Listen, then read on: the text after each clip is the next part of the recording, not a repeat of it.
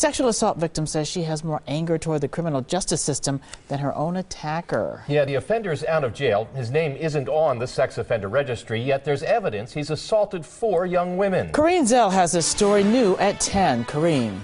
We've just learned the man convicted of these crimes was charged last week in connection with a different sex assault that happened last year. The victim I spoke to says she was unconscious when she was sexually assaulted. She learned about the attack years after it happened, when the man who abused her handed her this signed confession. I found out because he handed me an envelope containing 2 documents. One was a chapter of his autobiography titled Inside the Mind of Eric Bloch, Chapter 1, Gina Pernicero. It detailed a made-up relationship between the two. But the really revealing document was his 31-page handwritten manifesto in which he details his assaults of myself and 3 other victims. Gina Pernicero met Eric Bloch when they were students at Marquette. Right between that, acquaintances and friends. We were never close. Gina says the second time the two hung out, they were drinking on campus. We were drinking, and he had drank more than I did, to the point where he was pretty unresponsive. And I wasn't gonna just leave him there. Gina let Eric stay at her apartment to sleep off the booze.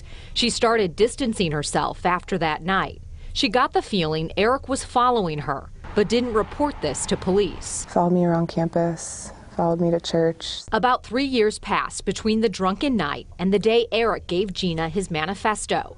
Here's part of what she calls his confession. I had plenty of thoughts of suicide and only felt that if I was ever going to have a sexual experience, it was going to be if I raped a girl. In the handwritten document, Eric admits to sexually assaulting 4 women.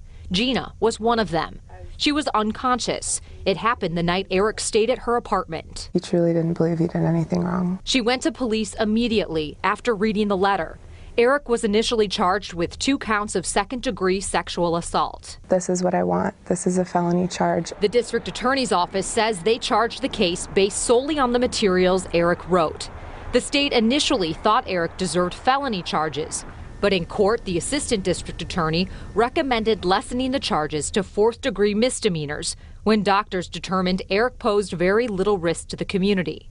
The judge agreed. The victim did not. Eric was in jail less than 3 months. He's done this 4 times. I mean, by definition, he is a serial sex offender. He's under court supervision for 2 years, and if Eric obeys the terms and conditions, his record will be erased. He hurt me, but I wholeheartedly believe that the justice system wronged me more.